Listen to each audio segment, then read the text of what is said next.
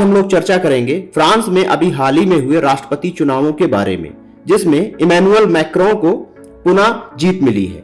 France में Macron की जीत एक अत्यंत महत्वपूर्ण घटना है। लगभग 20 वर्ष के पश्चात कोई फ्रांसीसी राष्ट्रपति दोबारा एलिसी पैलेस का नेतृत्व करेगा। अब आप लोग कहेंगे एलिसी पैलेस क्या है? तो एलिसी पैलेस फ्रांस के राष्ट्रपति का आवास है, जैसे हमारे यहाँ राष्ट्रपति भवन है।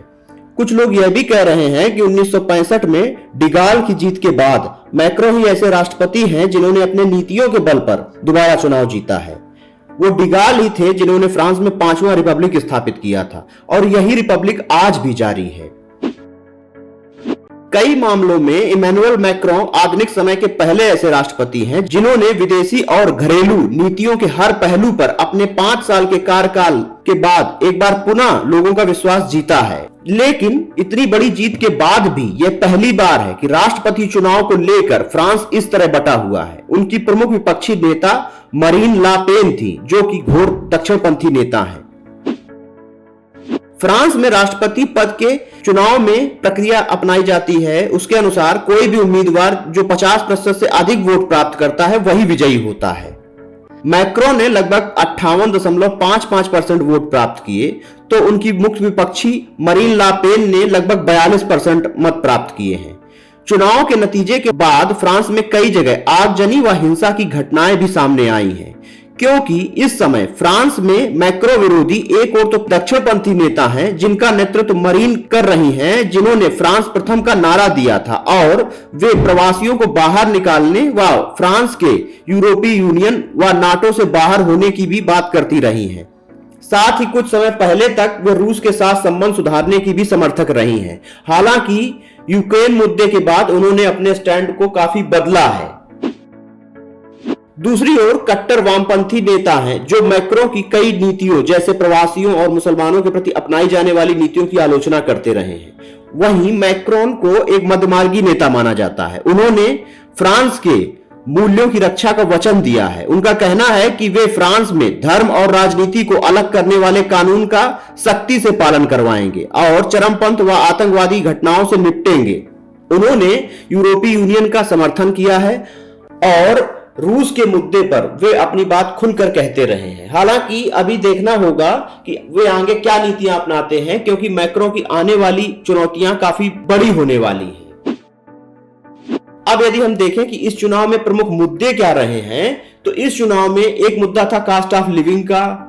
इसके अलावा महंगाई भी एक मुद्दा बन गई थी। इसके अलावा एनर्जी सिक्योरिटी और एनर्जी को उपलब्ध कराने संबंधी मुद्दे भी हावी थे। इसके अलावा इमिग्रेशन का मुद्दा भी फ्रांस में इस समय काफी चर्चा में रहा है, क्योंकि लोगों को काफी सारी समस्याएं भी आ रही हैं।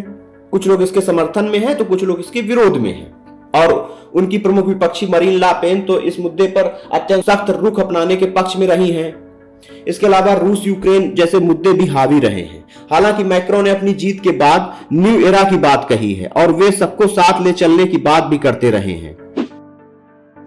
अब यदि हम देखें कि भारत के लिए मैक्रोन की जीत के क्या मायने हैं, तो वैसे तो भारत और फ्रांस के संबंध काफी समय से अच्छे रहे हैं, लेकिन मैक्रों के काल में ये संबंध और भी मजबूत हुए हैं।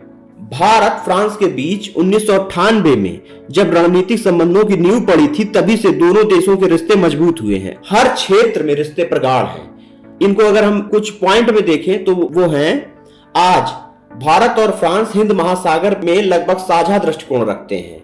इसके अलावा चरमपंथ, आतंकवाद, अलगाववाद पर दोनों के दृष्टिकोण में काफी समानता है और यूएनओ में एक साथ कई मुद्दों पर आवाज भी उठाते रहे हैं। फ्रांस जो है लगातार भारत की संयुक्त राष्ट्र सुरक्षा परिषद में स्थायी सदस्यता का समर्थन करता रहा है। नवीकरणीय ऊर्जा के मामले में दोनों देशों ने मिलकर काम करने का प्रयास किया है और अंतरराष्ट्रीय सोलर अलायंस भारत और फ्रांस की रणनीति का ही परिणाम है। इसके अलावा फ्रांस भारत में 7वां सबसे बड़ा विदेशी निवेश करने वाला राष्ट्र है। रक्षा क्षेत्र में फ्रांस भारत का सबसे बड़ा सहयोगी है। राफेल समझौते के साथ ही भारत फ्रांस के साथ मिलकर 6 P-75 पनडुब्बियों का भी निर्माण कर रहा है, जिसमें से 4 पनडुब्बियां भारतीय नौसेना में शामिल हो चुकी हैं और 2 का अभी निर्माण हो रहा है। फ्रांस भारत को तकनीकी ट्रांसफर करने के लिए भी तैयार रहा है।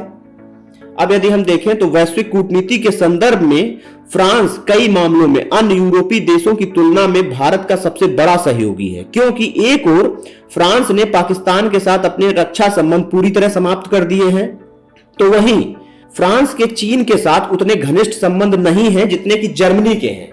इसीलिए इंडो पैसिफिक के मामले में फ्रांस का दृष्टिकोण भारत के ज्यादा निकट रहता है बनिस्बत दूसरे यूरोपीय राष्ट्रों के। इस प्रकार यह कहा जा सकता है कि भारत फ्रांस संबंध पिछले कुछ समय में लगातार मजबूत हुए हैं और मैक्रों के पुनः राष्ट्रपति बनने के बाद ये काफी ऊंचाई पर जाएंगे। अभी अगले महीने ही हमारे प्रधानमंत्री मोदी जी के द्वारा फ्रांस की यात्रा की जा रही है और संभावना यह है कि आगे आने वाले समय में फ्रांस और भारत के बीच FTA पर भी बात हो सकती है। धन्यवाद।